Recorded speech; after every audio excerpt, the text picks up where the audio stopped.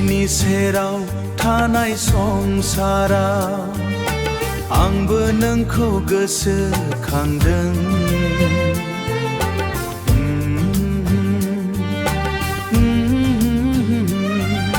नोंजों लाबोनाय बै समाय बावाखै आं दाबो सना।